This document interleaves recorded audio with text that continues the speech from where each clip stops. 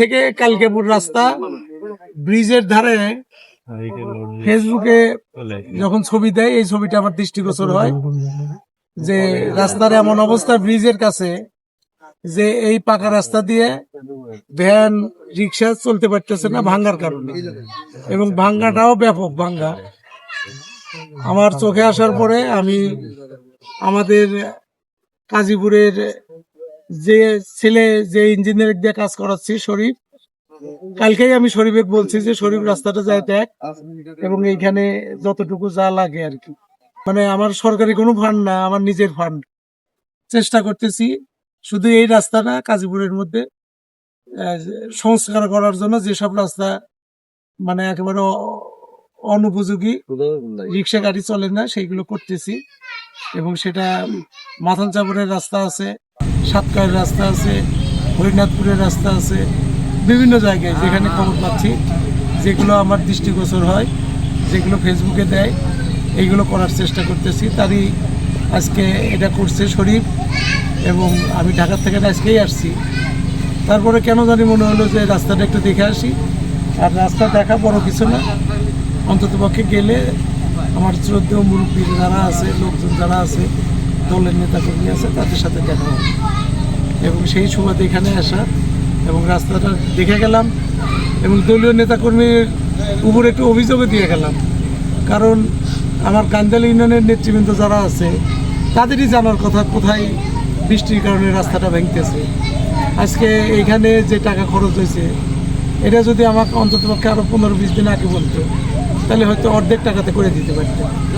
তাহলে আমি নেতাকর্মীদের কাছে আমার তরফ থেকে কথা থাকবে যে বৃষ্টির কারণে রাস্তাঘাট ভাঙতেই পারে, আমরা যতই বলি, যত পাকাই করি, যেভাবে বৃষ্টি হয়, এই গান্ডাল ইউনিয়নের নেতৃবৃন্দ যারা আছে তাদের কাছে আমার বিশেষ অনুরোধ যে আপনারা তাৎক্ষণিকভাবে খবর দেন, এবং আমিও চেষ্টা করব যে আমার সীমিত সামর্থ্যের মধ্যে এই কাজগুলো করার জন্য, যাতে জনগণের সুবিধা হয়, জনগণ যাতে চলাফেরা করতে পারে, এবং ভ্যান গাড়ি বলেন আর আপনি রিক্সা বলেন, পায়ে হাঁটা রাস্তা বলেন, অন্তত পক্ষে মানুষজনের চলাচলের সুবিধা যাতে হয়।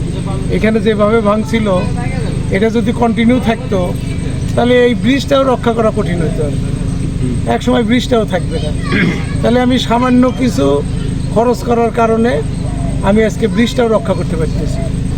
কারণ এই ভাঙ্গা তো সহজ, একটা ব্রিজ ভাঙলে এইখানে নতুন করে ব্রিজ হইতে অনেক সময় লাগবে, অনেক অর্থের অপচয় হবে।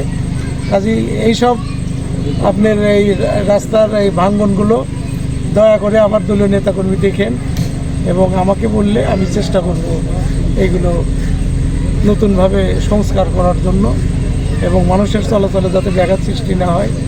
আপনারা আমাকে ভোট দিয়ে এমপি বানিয়েছেন, আপনাদের চাহিদা অনেক।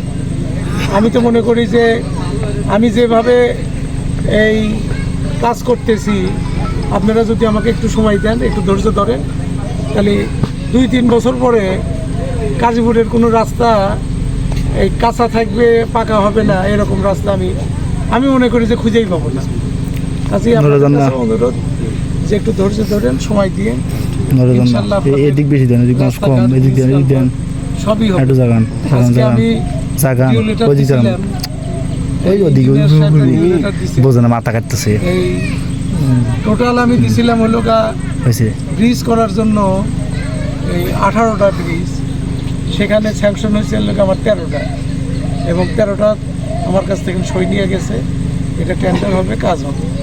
আবার রাস্তাও দিছিলাম 8টা, সেখানে স্যাংশন হয়েছে 6টা। এই আমি হাসপাতালে যখন আমি মিটিং করি, তখন পিআইও সাহেব এসে এগুলো আমার কাছ থেকে নিয়ে গেছে।